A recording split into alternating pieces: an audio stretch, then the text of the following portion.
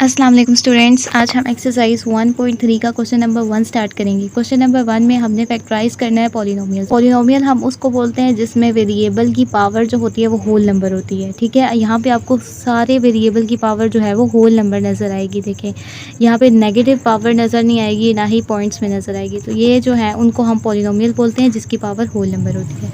अब हमने इन पॉलिनोमियल्स को फैक्टराइज करना है, यानी फैक्टर्स बनाने हैं। जैसे ब्रैकेट्स की फॉर्म में हम मिड टर्म ब्रेक करके ब्रैकेट्स बनाते थे ना, वैसे ब्रैकेट्स की फॉर्म में जैसे ये ब्रैकेट्स लिखे हुए हैं दोनों, z+2 z-3 कुछ भी हो सकते हैं, इस तरह के कुछ फैक्टर्स बनाने हैं। पहली चीज़ ये है कि हमने फैक्टर्स बनाने हैं, और दूसरी चीज़ आपने याद रखना है कि z की पावर क्या है, 2 है, तो इट मीन्स कि इस एक्सप्रेशन के 2 फैक्टर्स बनेंगे। यहाँ पे z की पावर 2 है, तो इट मीन्स कि इसके भी 2 फैक्टर्स बनेंगे। अब अगर हम इधर देखें तो z की पावर 3 है, इट मीन्स कि यहाँ पे हमारे पास फैक्टर्स जो बनेंगे वो 3 बनेंगे। ठीक है, तो जो है एक्सप्रेशन की डिग्री ही बताती है, हाईएस्ट पावर जो है उसे हम डिग्री बोलते हैं। तो जितनी हाईएस्ट पावर होगी उतने ही आपके फैक्टर्स बनेंगे। यहाँ पे z की पावर 2 है, इट मीन्स कि यहाँ पे हमारे पास 2 फैक्टर्स बनने वाले हैं। ठीक है, आइए इसके सोल्यूशन की तरफ चलते हैं। तो पार्ट नंबर 1 को हमने इस तरह से लिख लिया है। अब जैसा कि मैंने आपको पहले फार्मूला बताया था कि हम फैक्टर्स जो है, ये देखें, a का स्क्वायर b का स्क्वायर बना सकते हैं, लेकिन मिड में माइनस का साइन होना चाहिए। देखें, a का स्क्वायर माइनस b का स्क्वायर, ये चीज़ हम बनाना चाह रहे हैं। जिसमें पावर 2 होगी ना, उसमें आपने ये फार्मूला बनाना है। अब देखें, यहाँ पे 169 जो है वो 13 का स्क्वायर हो जाएगा, लेकिन यहाँ पे देखें a का स्क्वायर b का स्क्वायर है, लेकिन बीच में प्लस का साइन है, माइनस का साइन आपने बनाना है। ठीक है, अब देखें a square minus b square का फार्मूला क्या होता है, एक दफ़ा हम इन दोनों को प्लस कर देते हैं, जिन नंबर्स के ऊपर स्क्वायर होता है उन दोनों को एक दफ़ा प्लस कर देते हैं, एक दफ़ा माइनस कर देते हैं।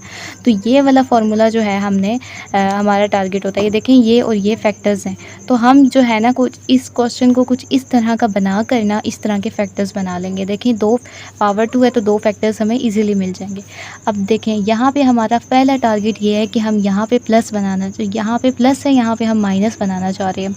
अब देखें, प्लस 169 को माइनस कैसे बनाया जाए। देखें, माइनस इंटू माइनस 169 लिख सकते हैं हम। देखें, माइनस माइनस प्लस हो जाएगा और 169 ये देखें इक्वल है, तो हम प्लस को माइनस इंटू माइनस लिख सकते हैं। तो पहला स्टेप आपका ये है कि हमने मिड में माइनस बनाना है, तो माइनस इंटू माइनस 169 हम लिख सकते हैं। माइनस माइनस प्लस होता है, दोबारा से 169 हो जाएगा।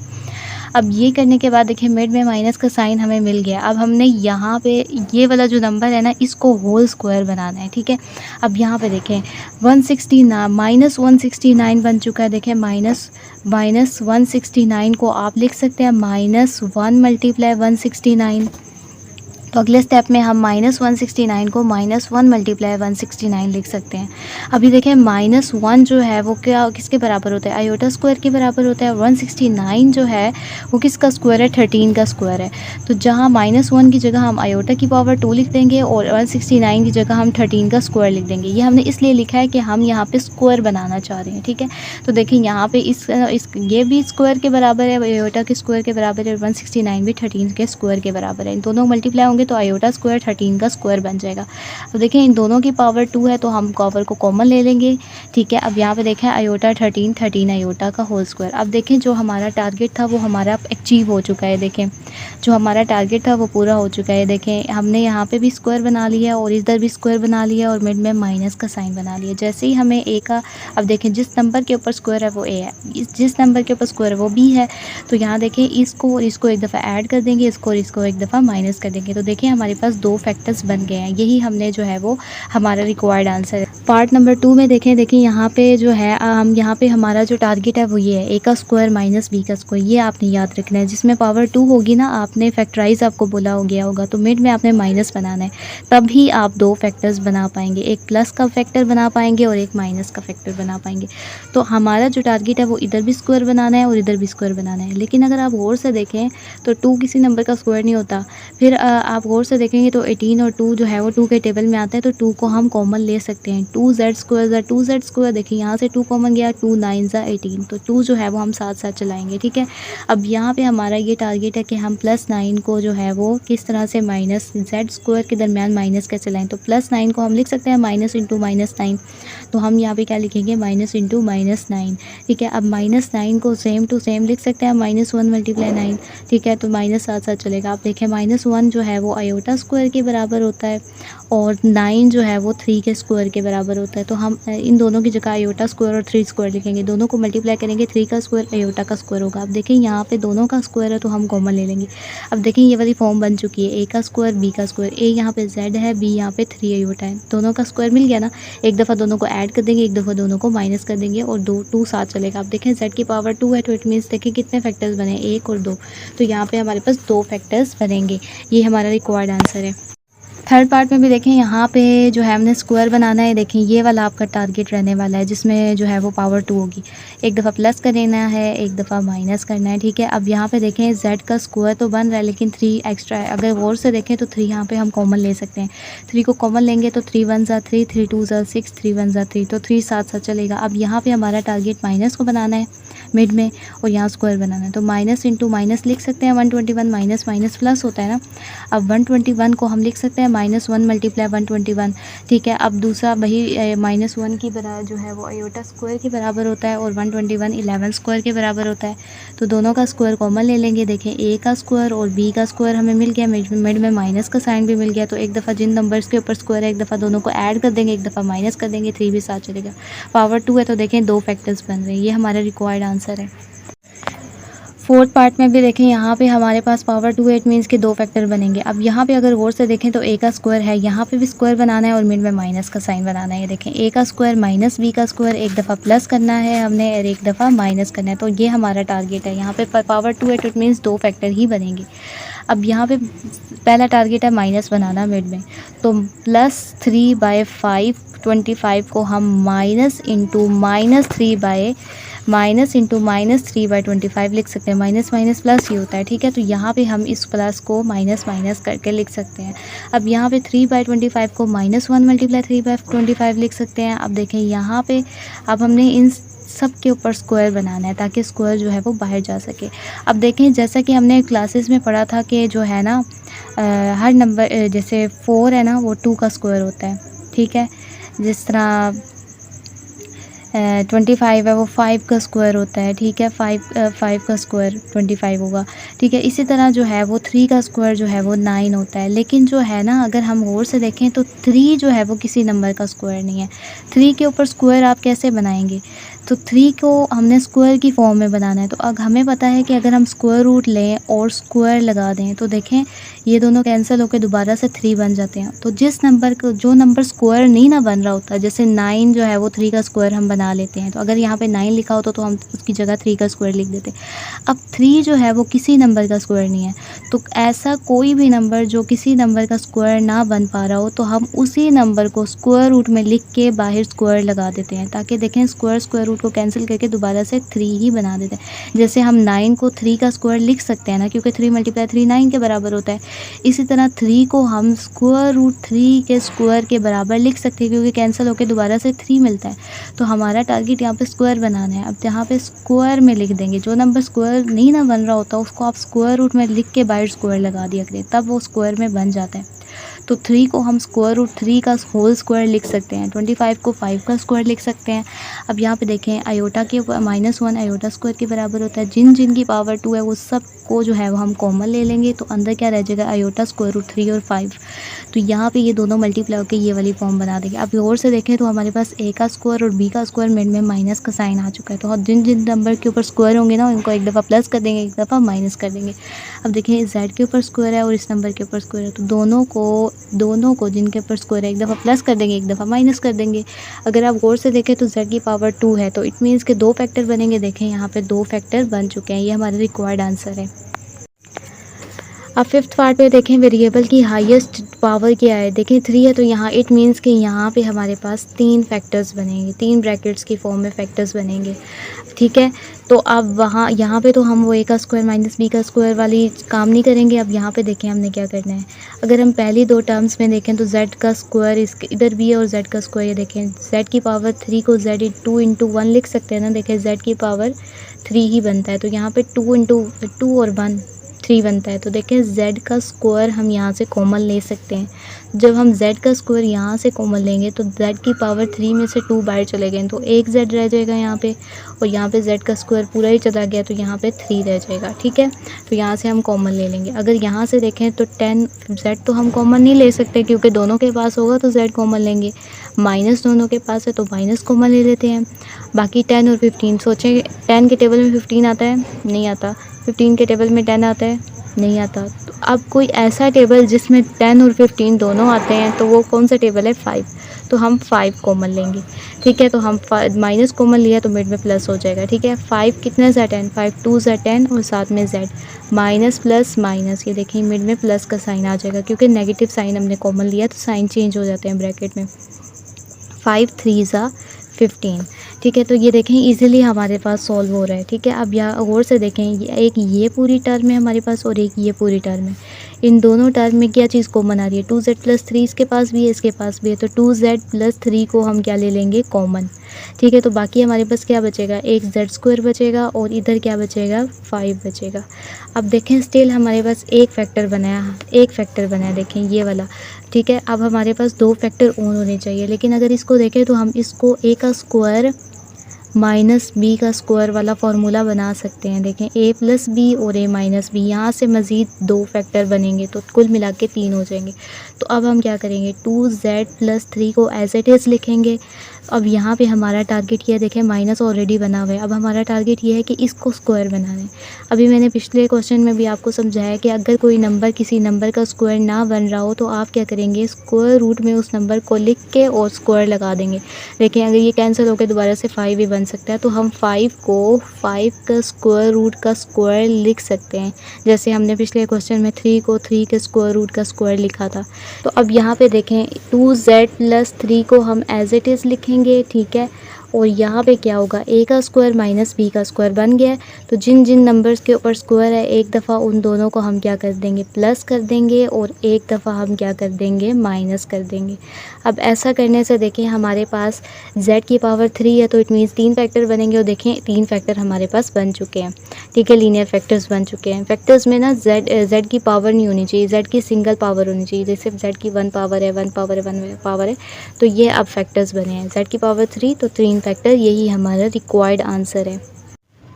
थर्ड एक्सप्रेशन में देखें यहाँ पे पावर 3 आ चुकी है, यहाँ पे 3 फैक्टर्स मिलेंगे हमें। तो सबसे पहले इस एक्सप्रेशन को सॉल्व करने के लिए हम क्या करेंगे? चेक करेंगे कि z की ना यहाँ पे वैल्यू पुट करेंगे। यहाँ पे देखें -1 भी पुट कर सकते हैं, 2 भी पुट कर सकते हैं, +1 भी पुट कर सकते हैं, कोई भी वैल्यू पुट करेंगे आप। बस आपका ये टारगेट रहने वाला है कि यहाँ पे वैल्यू पुट करने से आंसर आपको इसका 0 मिले। अगर जो वैल्यू पुट करने से आंसर 0 मिलेगा तो वो फैक्टर हमारा होगा। तो फैक्टर थ्योरम से हम जो है वो वैल्यू पुट करके देखते हैं। चलें 1 पुट करके देखते हैं। तो put z is equal to 1, z is equal to 1 इसके अंदर पुट करके देखते हैं। तो 1 z की जगह 1 पुट किया तो 1 की पावर 3 हो जाएगा, -7 इंटू z की जगह 1 पुट किया +6। ठीक है, अब देखें 1 की पावर 1 होती है, -7 +6, इन सब को सॉल्व करने से आंसर 0 मिल चुका है। तो देखें क्या चीज़ पुट की है, इसमें 1 पुट किया है ना, तो आंसर 0 आ गया। इट मीन्स के z इज़ इक्वल टू 1, ये जो z इज़ इक्वल टू 1 है ये भी हमारा जो है वो इस फंक्शन का फैक्टर बनेगा। देखें z इज़ इक्वल टू 1 यहाँ पे प्लस हो रहा है, z के पास आगे क्या हो जाएगा? माइनस हो जाएगा, तो z -1 इज़ इक्वल टू 0। तो एक फैक्टर तो हमें मिल चुका है। अब 3 पावर है तो इट मीन्स के 2 फैक्टर आपको और चाहिए। तो सिंथेटिक डिवीजन में हमने जो है वो 1 पुट करके चेक किया। ठीक है, 1 पुट करने से क्या हुआ कि इस एक्सप्रेशन के अंदर 1 पुट करने से आंसर जो है वो 0 आ गया। अब आंसर जिस नंबर ने 0 दिया होगा हम उसी से डिवाइड करेंगे। ठीक है, यहाँ पे 1 लिख देंगे। अब यहाँ पे जो है ना इस एक्सप्रेशन के कोफिशिएंट लिखते हैं, यानी वेरिएबल के साथ जो नंबर होता है वो लिखते हैं। ठीक है, सबसे लास्ट में जो है वो कांस्टेंट होता है।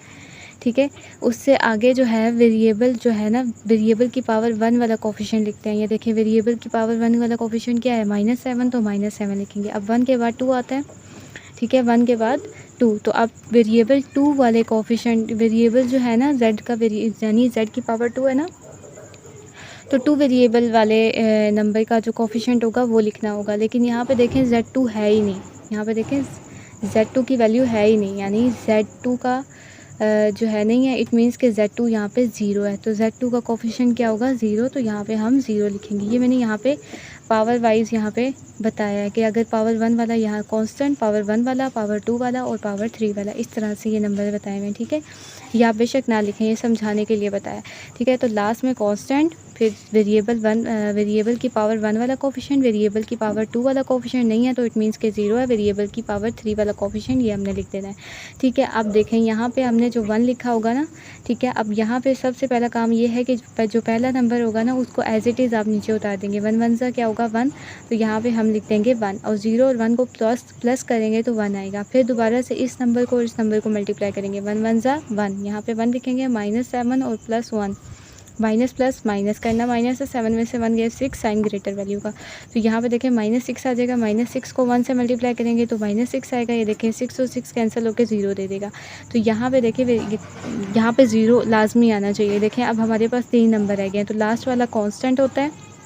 ठीक है, उससे अगला जो है वेरिएबल, यानी यहाँ पे वेरिएबल की पावर क्या होगी 1 होगी, और यहाँ पे वेरिएबल की पावर क्या होगी 2 होगी, और ये जो है ये वेरिएबल के कोफिशिएंट होते हैं। तो ये वेरिएबल का कोफिशिएंट 1 होगा, यहाँ पे भी वेरिएबल का कोफिशिएंट 1 होगा, और यहाँ पे कांस्टेंट क्या होगा -6 होगा। तो यहाँ से हम इक्वेशन बना लेंगे। देखें Z2 1Z2 है, 1Z है और -6 इज़ इक्वल टू 0। तो यहाँ पे हमारे पास क्वाड्रेटिक इक्वेशन आ जाएगी। क्वाड्रेटिक इक्वेशन को सॉल्व करने के लिए हम जो है फैक्टरिंग मेथड की मदद लेंगे। यहाँ से 2 फैक्टर निकलते हैं। देखें z की पावर 2 है तो 2 फैक्टर जो हैं वो हम यहाँ से निकाल लेंगे। एक फैक्टर तो हमारा निकल आया है z की पावर 3 से। तो अब हम क्या करेंगे, यहाँ पे मिड टर्म ब्रेक करेंगे। तो सबसे पहला आपका टास्क ये होता है कि जो लास्ट कांस्टेंट होता है और वेरिएबल की पावर 2 वाला जो कोफिशिएंट होता है, इन दोनों को आपस में मल्टीप्लाई करते हैं। ये 6 है और ये 1 है, 1 × 6 क्या होगा 6।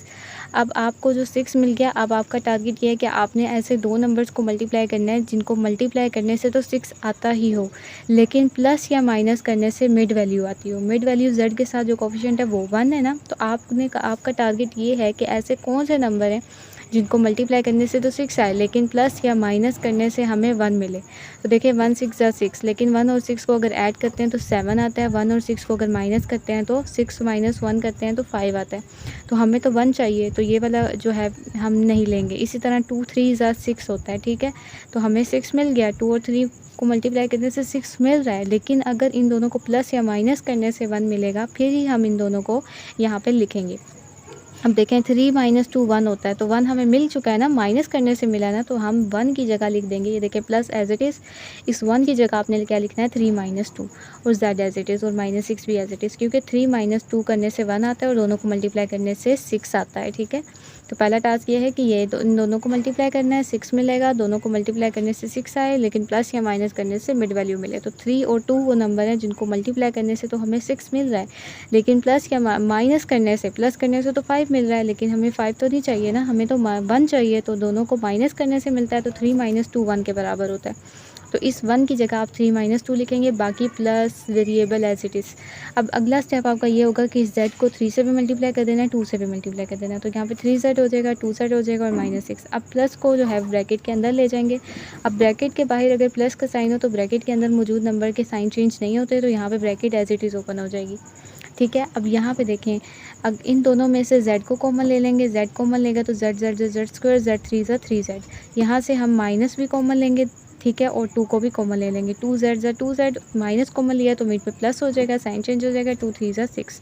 अगर आप इन दोनों को गौर से देखें तो यहाँ पे भी इस नंबर के साथ पास भी z+3 है और इस नंबर के पास भी z+3 है। तो z+3 को एक कॉमन ले लेंगे और बाकी क्या जो बचेगा z - 2 ऐसे टेक्स लिखेंगे। अब देखें हमारे पास 2 फैक्टर यहाँ से मिल गए हैं। z की पावर 3 का मतलब है 3 फैक्टर मिलेंगे, तो एक फैक्टर हमें यहाँ पे से मिल गया, 2 फैक्टर हमें यहाँ से मिल गए, तो हमें यही फैक्टर्स चाहिए थे। तो ये हमारा रिक्वायर्ड आंसर है। अगला जो पार्ट है देखें, यहाँ पे पहले जैसे हमने ये जो 5th पार्ट देखा था, यहाँ से तो हम कॉमन ले रहे थे, देखें दोनों में कॉमन आ रहा था। यहाँ पे अगर हम गौर से देखें तो यहाँ से अगर हम z² कॉमन ले लें, लेकिन यहाँ से कुछ भी कॉमन नहीं ले पाएंगे। देखें यहाँ से देखें हम कुछ भी कॉमन नहीं ले पाएंगे। तो ये pz का मतलब है ये पॉलिनोमियल हमें दिया गया है ना, तो ये pz यानी पॉलिनोमियल z की फॉर्म में है, तो ये एज इट इज़ लिखेंगे। आप देखें यहाँ पे कुछ कॉमन तो आ नहीं रहा कि कॉमन लेके फैक्टर्स बना दें। अगर कॉमन लेके फैक्टर नहीं बनाएंगे तो दोबारा से हम यही जो हमने क्वेश्चन नंबर 6 में किया वही हम यहाँ पर भी करेंगे कि हम z की वैल्यूज़ चेक करेंगे कि कौन सी z की वैल्यू पर इस पूरे का आंसर 0 आएगा। ऐसे z की कौन सी वैल्यू पुट करेंगे इस पूरे का आंसर जो है हमें 0 मिल जाए। ठीक है। तो यहाँ पे हम क्या करेंगे,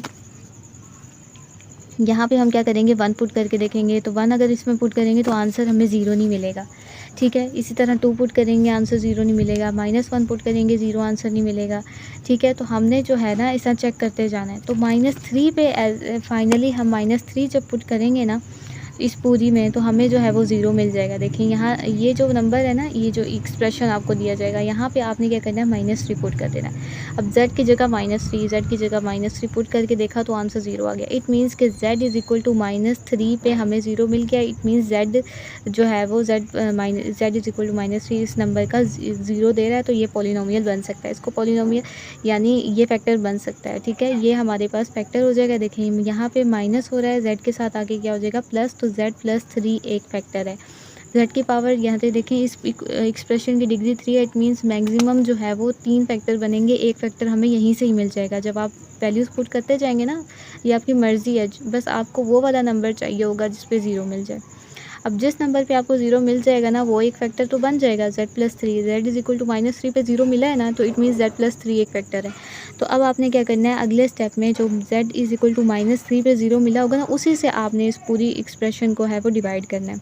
तो यहाँ पे आपने क्या करना है, -3 को इस जगह पे लिख देना है। ठीक है।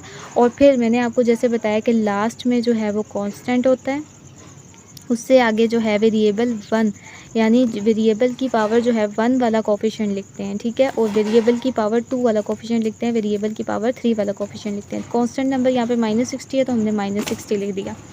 अब वेरिएबल की पावर जो है 1 है तो 1 का कोफिशिएंट लिख देंगे -23। वेरिएबल की पावर 2 है तो उसका कोफिशिएंट लिख देंगे 2। वेरिएबल की पावर 3 है तो फिर 3 का कोफिशिएंट लिख देंगे। कांस्टेंट 1 2 3। ठीक है। इस तरह से आपने जो है वो यहाँ पे लिखना होते हैं नंबर्स को।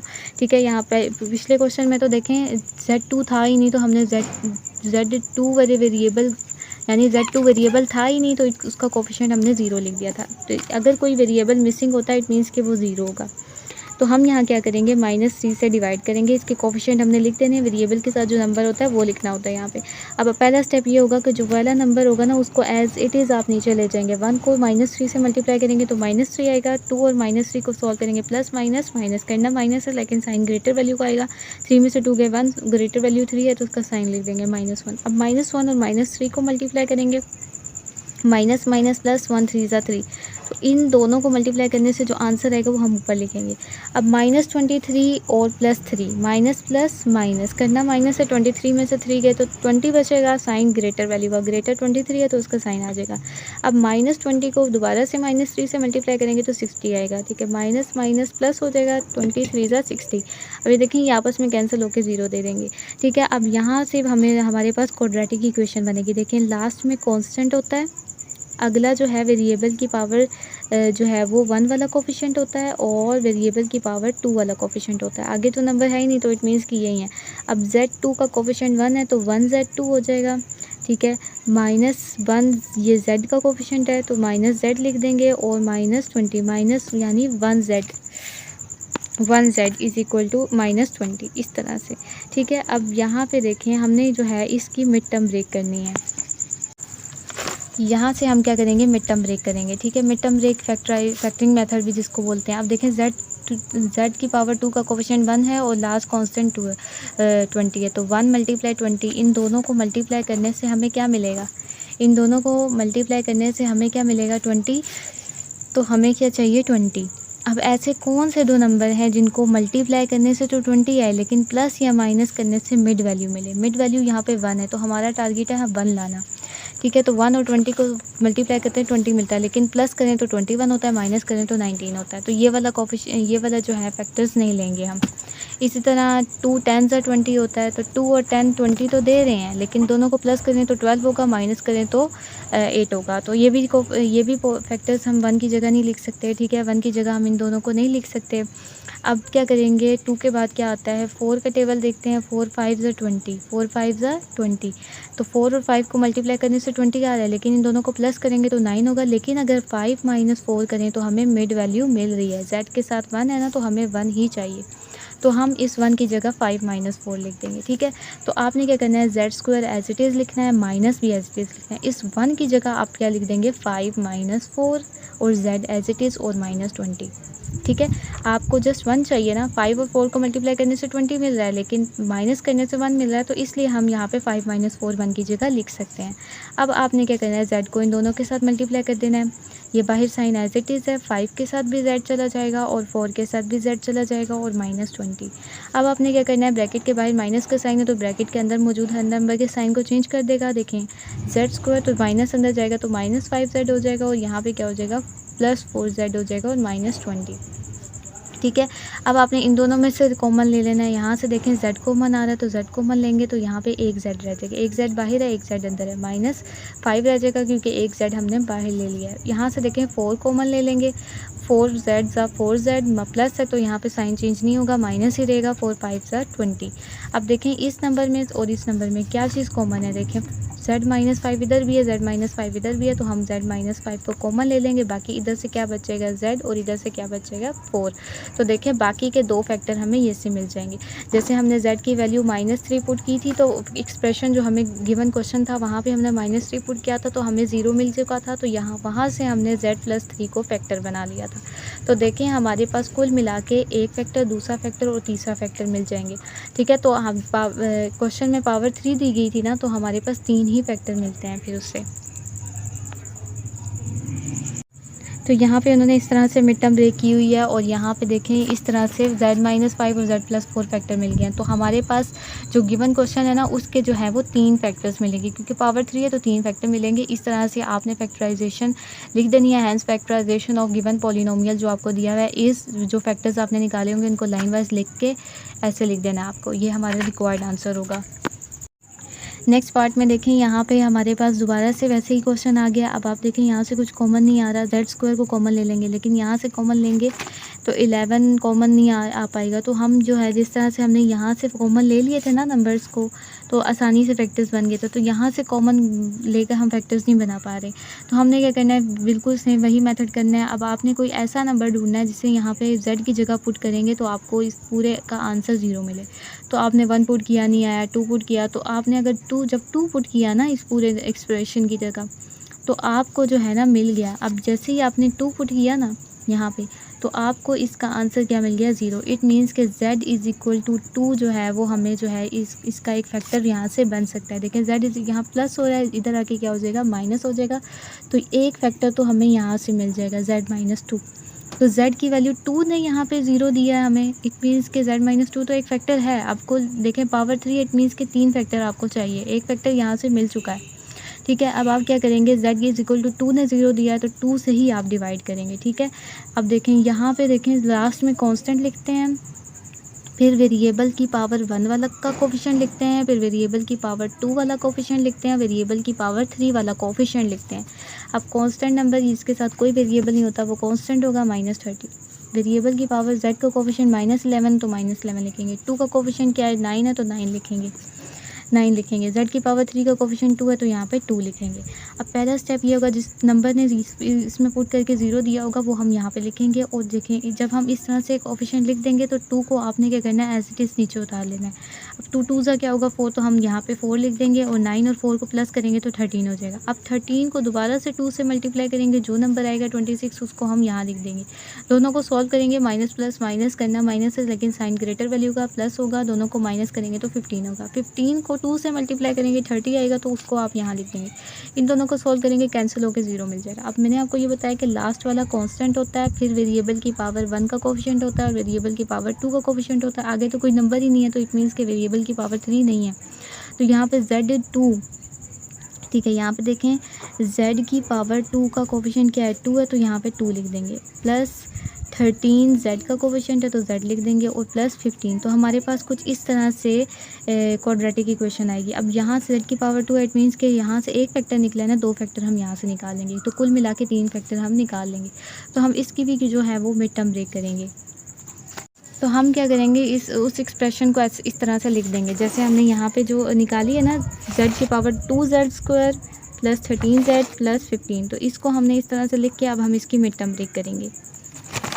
क्वेश्चन को इस तरह से लिख दिया। अब आप क्या करेंगे, यहाँ पे मिड टर्म ब्रेक करेंगे। सबसे पहला स्टेप ये है कि Z2 का जो कोफिशिएंट है 2 है और कांस्टेंट नंबर क्या है 15, इन दोनों को मल्टीप्लाई करेंगे। 2 को 15 से मल्टीप्लाई करें तो 30 मिल गया, ठीक है। अब आपको 30 चाहिए, लेकिन जिन दो नंबर्स को मल्टीप्लाई करके 30 मिलेगा उनको प्लस या माइनस करने से मिड वैल्यू मिलनी चाहिए, यानी आपको प्लस या माइनस करने से 13 मिलना चाहिए। अब 2 और 15 को मल्टीप्लाई किया तो 30 आया, लेकिन इन दोनों को अगर प्लस करेंगे तो 17 हो जाएगा, लेकिन अगर माइनस करेंगे तो हमें क्या मिलेगा, यहाँ से 13 मिल जाएगा ना। इट मीन्स के यही दो फैक्टर हैं जिनको मल्टीप्लाई करने से हमें 30 मिलेगा, लेकिन माइनस करने से 13 मिल रहा है।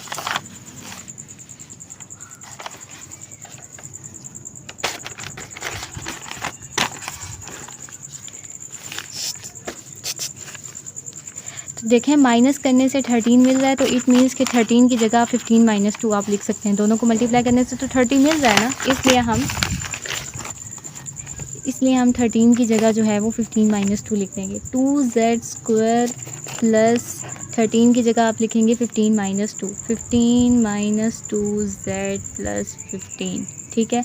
इस तरह से हम लिख सकते हैं। देखें यहाँ पे 15 माइनस 2 13 और दोनों को मल्टीप्लाई करने से 30 मिल रहा है, ठीक है। दोनों को मल्टीप्लाई करने से 30 मिलना चाहिए और प्लस या माइनस करने से मिड वैल्यू मिलनी चाहिए, ठीक है। अब आप क्या करेंगे, z को बारी बारी दोनों से मल्टीप्लाई कर देंगे। 2z² as it is, plus का साइन भी एज इट इज़ बाहर, 15 के साथ भी z आ जाएगा और 2 के साथ भी z आ जाएगा और प्लस 15, ठीक है। अब आप क्या करेंगे, 2z², अब प्लस को अंदर ले जाएंगे ब्रैकेट के बाहर। अगर प्लस का साइन हो तो ब्रैकेट के अंदर मौजूद नंबर के साइन चेंज नहीं होते, तो bracket as it is open हो जाएगी।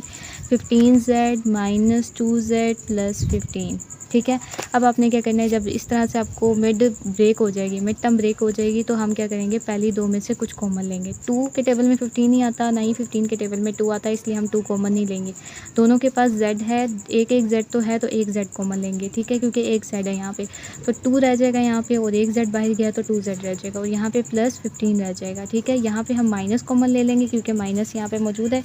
2 के टेबल में 15 नहीं आता, इसलिए हम 2 भी नहीं कॉमन ले सकते, z भी कॉमन नहीं ले सकते। जब कुछ भी कॉमन नहीं ले सकते तो आप 1 कॉमन ले लेंगे।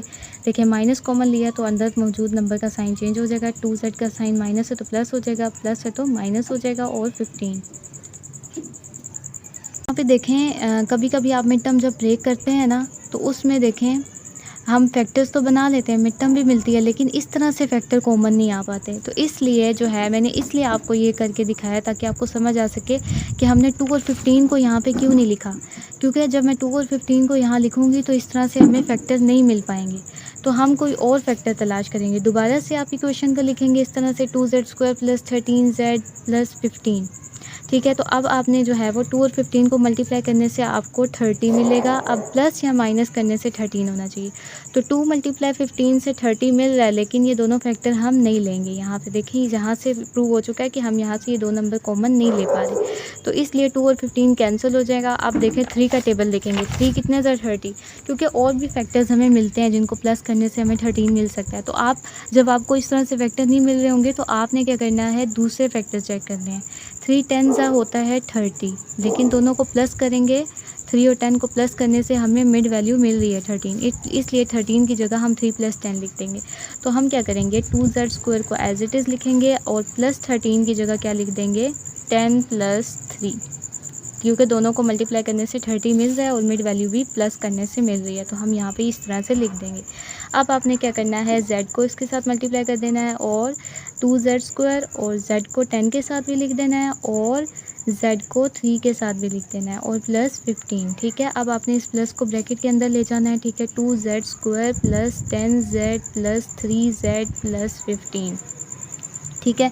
अब यहाँ पे देखें, इन दोनों से आप कॉमन लेंगे, ठीक है, क्योंकि आपको यहाँ पे सेम आने चाहिए। जब आप कॉमन लेंगे ना तो यहाँ पे नंबर सेम होने चाहिए, इसलिए अगर यहाँ पे नहीं बन रहे तो इट मीन्स कि इसका ये मतलब नहीं है कि सिर्फ यही दो फैक्टर थे जिनको प्लस माइनस करने से 13 मिला है। देखिए 3 और 10 को सॉल्व करने से भी 13 मिल रहा है।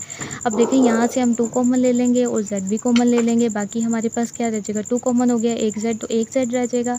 प्लस 2 5 ज़ा 10, बाकी z तो कॉमन है ही। यहाँ से हम 3 को कॉमन ले लेंगे, 3 z ज़ा 3z प्लस 3 5 ज़ा 15। अब यहाँ पे देखें इस पूरे नंबर के पास भी z प्लस 5 है और z प्लस 5 है, तो z प्लस 5 को फिर हम कॉमन लेंगे और बाकी जो है वो 2z प्लस 3 हो जाएगा। अब यहाँ पे देखें, ये देखें ये 2 फैक्टर हमें मिल चुके हैं। देखें z2 के 2 मीन्स यहाँ से हमें 2 फैक्टर मिलेंगे। देखें 2 फैक्टर मिल चुके हैं और एक फैक्टर हमने ऑलरेडी निकाला हुआ है, ठीक है। तो देखें यहाँ पे जो है ना हमें 2 और 15 से भी 13 मिल रहा था, लेकिन यहाँ से हमें प्रॉब्लम ये हुई है कि आगे जाके फैक्टर नहीं मिले यहाँ पे, और यहाँ पे नंबर सेम नहीं आया।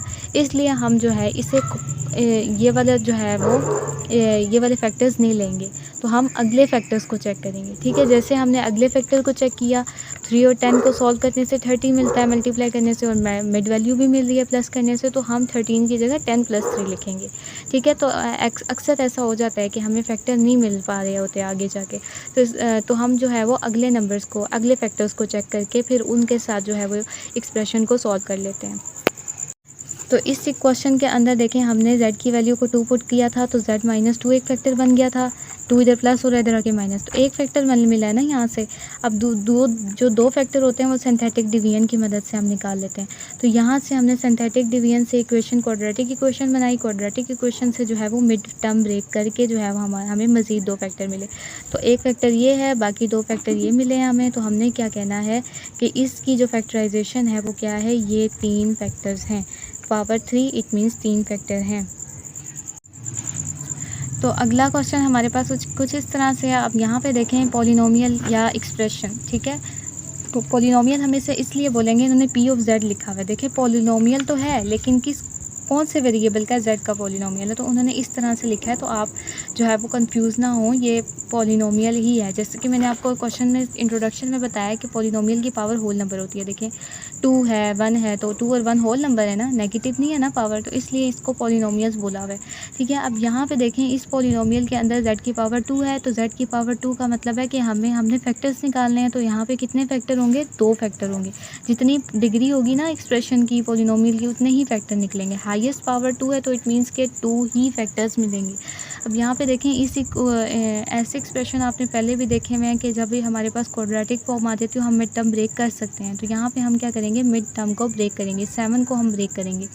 अब देखें z स्क्वायर का कोफिशिएंट 1 है और लास्ट कांस्टेंट 8 है, तो दोनों को मल्टीप्लाई करने से 8 मिलता है, ठीक है। अब हमने क्या करना है, 8 लाना है। ऐसे कौन से 2 नंबर हैं जिनको मल्टीप्लाई करने से 8 आए लेकिन प्लस या माइनस करने से 7 आए, तो 1 मल्टीप्लाई 8 जो है वो हमें 8 देता है। अब देखें 8 प्लस 1 करेंगे तो 9 मिलेगा, ठीक है। तो प्लस के लिए हम नहीं सॉल्व कर पा रहे, 8 माइनस 1 करते हैं तो 7 मिल रहा है। देखिए 7 मिड वैल्यू मिल रही है ना, इसलिए हम इन 2 फैक्टर्स को यूज़ करेंगे। 8 माइनस 1 7 मिल रहा है और दोनों को मल्टीप्लाई करने से 8 भी मिल रहा है। तो हमें वही नंबर चाहिए होता है कि जिनको मल्टीप्लाई करने से तो हमें 8 मिले, या प्लस या माइनस करने से मिड वैल्यू मिले, ठीक है। तो यहाँ पे 1z square as it is plus भी एज इट इज़, इस 7 की जगह हम 8 माइनस 1 लिख देंगे। 8 माइनस 1, बाकी z बाहर और माइनस 8। अब अगले स्टेप में आपने क्या करना है, z को ब्रैकेट के अंदर ले जाना है। z square plus as it is 8 के साथ भी z हो जाएगा और 1 के साथ भी z हो जाएगा, और यहाँ पे माइनस 8।